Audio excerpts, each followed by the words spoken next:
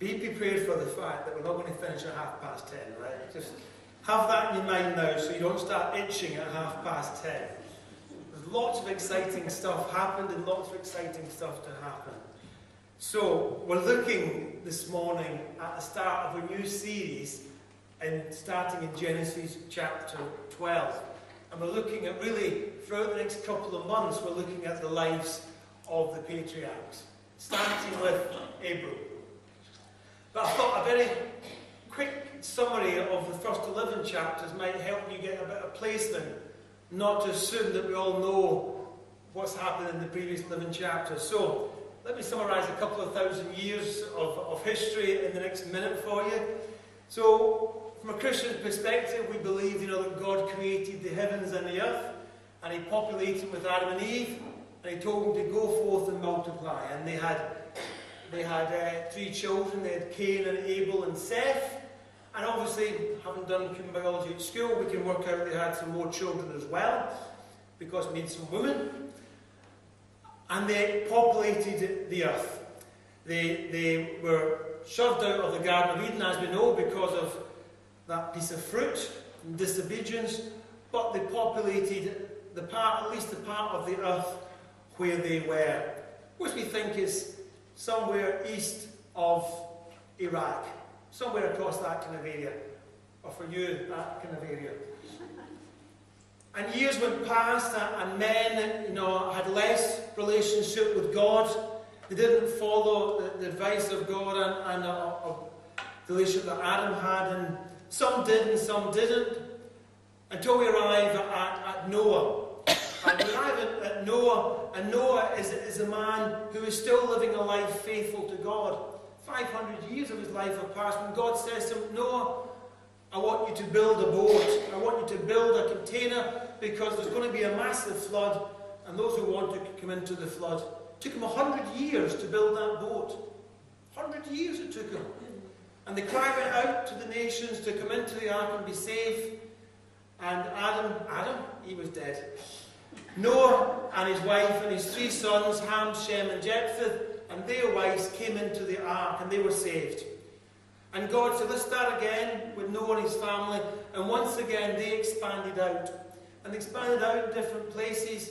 And we kind of think, although the Bible doesn't tell us, but archaeologists tell us that the ark kind of ended up somewhere in the mountains of Turkey is the best guess. It's not really very, very vitally important where it did land, on Mount Ararat.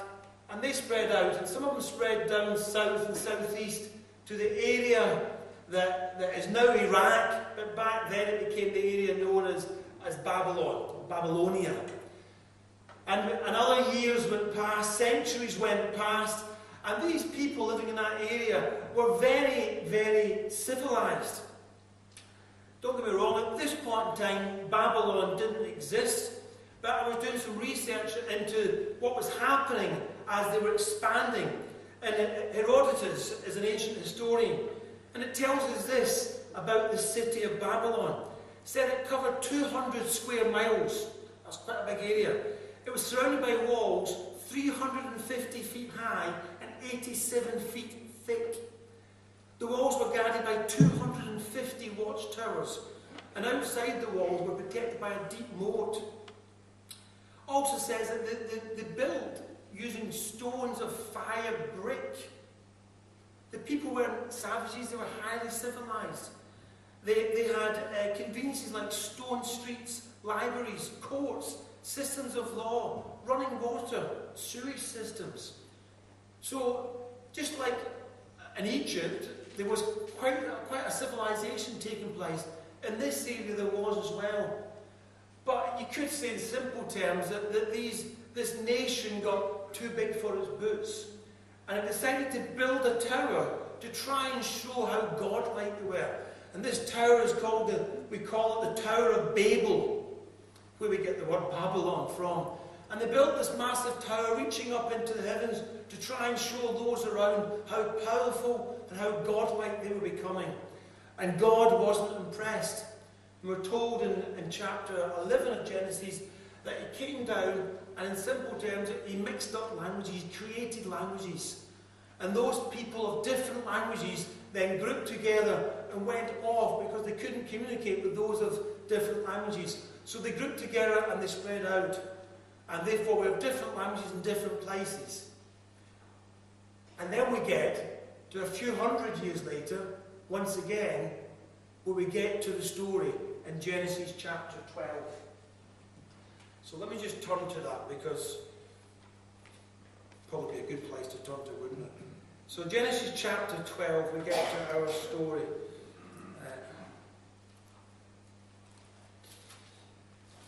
Now, I need to just point out one thing at the start, is that actually, the story actually is already just started just before our reading. Abraham's journey, he lived in a place called Ur of the Chaldees. I'm going to put up a map in a little bit of time. Ur of the Chaldees, which is down at the very bottom of modern Iraq, really, just above the Red Sea. But him and his dad had already set out terror. Had already set out... Oh, it's on there now. Okay. So he lived down here. And they'd already started the journey. They'd already started, and they went up, really through modern Iraq, up to Haran. And that's where we pick up the story, when he's already in Haran. Baghdad is just to the right of Mari. That's where Baghdad is now. So we're going right up the middle of Iraq, basically. We've got Iran on the right, and Turkey is where it says Hittites. That's Turkey. I'm sure the left-hand side, you can work out that's Israel on the left-hand side. So they go on the journey, and we get to... But they stop. They stop when they get to Haran. And they set up and live there in Haran. And we get to chapter 12, and we pick up our story. So, as I started researching this chapter 12, I started thinking, I better look at some commentaries to get some help on this. And you bring up these commentaries, these experts, and they all said things like, this is a vitally important passage in the whole lot of Scripture. Another comment said, this is the central passage of the Old Testament. I'm thinking, golly, dear me, trust me to get that one, eh? So I thought, I better make sure I do it justice. So we get at chapter 12 and verse 1. And here's my first question for you. What is it that makes Abraham great? What is it that makes Abraham great? He becomes, the father figure of the Israelite nation. He's chosen by God out of a plethora of people that God could have chosen from generations before or after. But he chooses Abram. The Lord said to Abram, here's the answer, leave your country, your people, and your father's household, and go to the land that I will show you. That's it. That's what makes him great. Well, the second part of that is verse 4. It says 3 words. So Abram left. There's the two parts. God asked him to pack up his tent and go to the place he'd never been. Abram packed up his tent and his wife and his camels and off he went. So what makes Abram great? God chose him. He obeyed. That's it. Hebrews chapter 11, which is a great book on faith, says this. By faith, Abram, when called to go to a place he would later receive as his inheritance, obeyed and went. Even though he did not know where he was going, by faith he made his home in the promised land like a stranger in a foreign country. That's it. That is it. God says move, and he moved. That's it. But why did he do it? Why did Abram move? Why did he go? Romans chapter 4 verse 9 says this.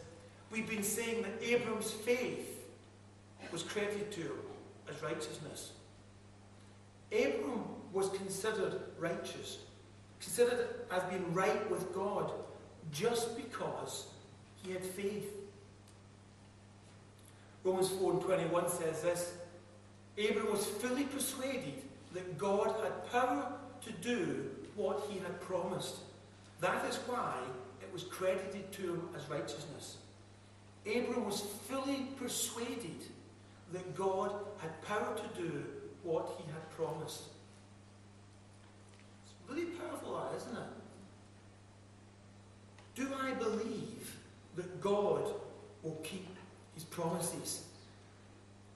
I read a wonderful quote about faith that said, "Faith is not belief without proof, it's trust without reservation."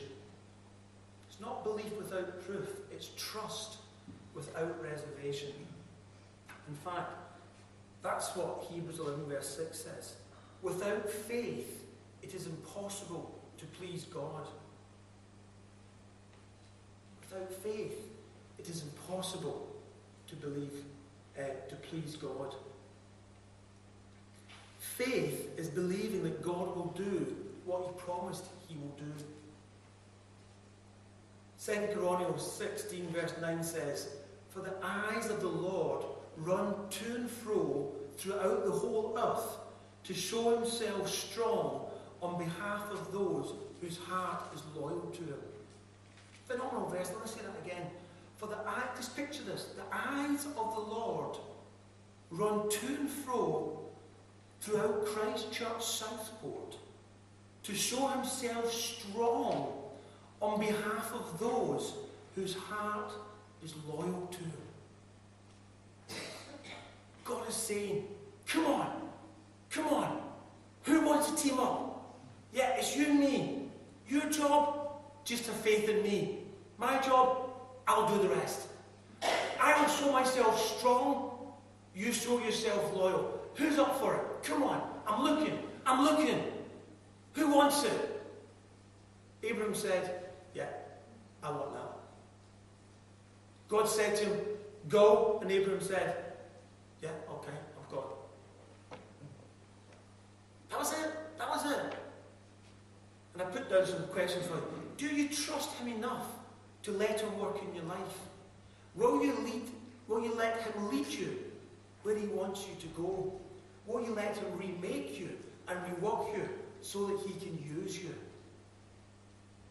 Isaiah 46:11 says this: what I have said, that I will bring about. What I have planned, that I will do. In other words, this is God speaking. If I said it, I'll do it. If I said it, I will do it. Let me read you a story about a camel. There's a little camel who comes to his mummy and says, "Mummy, why have you got such big flat feet?" And his mummy says, "Well, darling, in the desert you need big flat feet because the sand is soft and they help us keep stable." Oh, he said, "Oh, thanks." Then he comes back to his mummy and says, "Mummy, why have I got such big eyelashes?" He said, "Well, darling, in the desert when there's lots of wind, the sand gets thrown about in the air, and we need big eyelashes to stop it getting in our eyes." The little camel says, "Thanks, that's very helpful." And he comes back again and says, "Mummy, why have we got such big humps?" And Mum says, "Well, darling, out in the desert, sometimes we've got to go without water for a long time, and we have got a big hump which is designed to store a lot of water, which helps us survive in the desert." The camel goes away, and then he comes back and says, "Mummy, okay, I know how we've got big feet, long eyelashes, and a big hump. So why are we in Bristol Zoo?"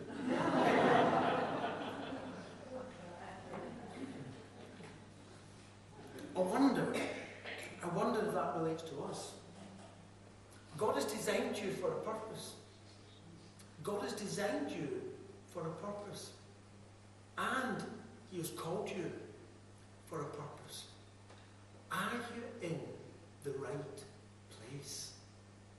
Are you in the right place?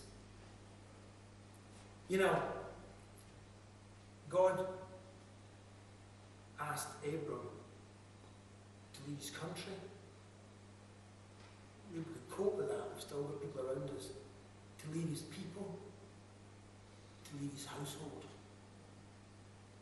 God asked him to abandon himself to him. And it gets harder and harder sometimes to do that.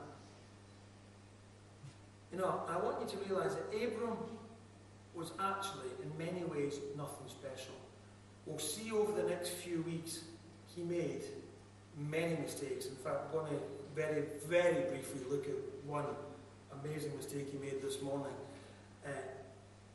But that made me think of Lynn. I'm sure Lynn would confess that she is not Wonder Woman. You know, what Lynn is a Christian who's chosen to obey God's call. Now, we may say that makes her a Wonder Woman, but it does in the same way as we all have that same demand on our lives. And she's chosen to leave her country, to leave her people, to leave her household, to fulfill God's calling. What's more amazing about Abraham is he didn't even know where he was going when he left, which is pretty gobsmacking. But as we know, he soon found out. And as I said, Abraham was called, okay, let's just skip lots of stuff. Right? Listen, at the 11 o'clock service, if you stay, I might cover the stuff I'm going to skip now. So I'm going to just have to skip loads. Okay, it boils down really to one question. If God says go, or if God says stay, or if God says do this, do you obey? That's the bottom line, isn't it? That is the bottom line. You need to remember that the responsibility for success lies with God. Our responsibility is just to say yes. Lao Tzu is a Chinese philosopher, and he once said that a journey of 1,000 miles begins with a single step. Coincidentally, the journey from Ur to Jerusalem is 1,000 miles, where the route that was taken by Abraham. And that is, I'm pretty certain, just a coincidence, but it's a nice one. But you've got to make the first step. The key thing is starting. We've talked about Lynn's journey, we've talked about Abraham's journey, but the real question is about your journey. And for me, the only problem, or the major problem I see with each of our journeys is, do we actually hear from God? And a whole section on this, but I'm just going to have to ditch like the previous section that I've ditched as well. But the nub of the matter is do you hear from God? Because you cannot say yes to the call if you don't hear the call. You cannot say yes to whatever it is God's saying to you if you don't hear God saying it to you. And God can say it to you in a whole variety of ways. He can say it to you by the Bible jumping out. He can say it to you by words of prophecy, like we heard from Mary. He can say it to you in your prayers. He can say it to you in chatting, with friends and spiritual, advisors. He can just speak out loud into your situation. I've had that happen, which is very, very scary. God can speak to you in a whole host of ways, but the real key question is, are we even able, are we even thinking about the fact that we worship a personal God who wants to speak to us? Because the next bit's irrelevant. We cannot answer the call. We can't say yes if we don't hear the call. So I want to challenge you this morning on your spiritual relationship with God. Are you doing things that put you in a place where you're able to hear God's voice? I often talk about Radio 2, and that Radio 2, or Radio 4, whatever takes your fancy, probably not Radio 1, is it? Radio 2, the airwaves are floating across right now. We could hear Radio 2 right now if we just tune in. We know that. We just got to get ready and tune in, and suddenly these airwaves, or radio waves, that are floating across here, suddenly we'd hear it. And I believe that God is constantly trying to communicate with us, but we often tune out or never tune in. We need to learn to tune in so we can hear God and then have the opportunity to respond. So remember, nothing is impossible when we put our trust in God. just got to have faith. I'm going to end it there. I'm going to suggest that I must have cut out half of my sermon, so maybe go onto the website and you'll get the full version put up there by the middle of the week. But I want to really encourage you, to ask yourself that question. Am I hearing from God? And then, have I the faith in God, the trust in God to respond? Let us pray. Father, I thank you that you want to have a personal relationship with us. You want to communicate with us one-on-one. Lord, may we have open ears, spiritual and natural, to hear from you so that we can answer your call for our lives. Amen. I'm going to ask the music team to come back.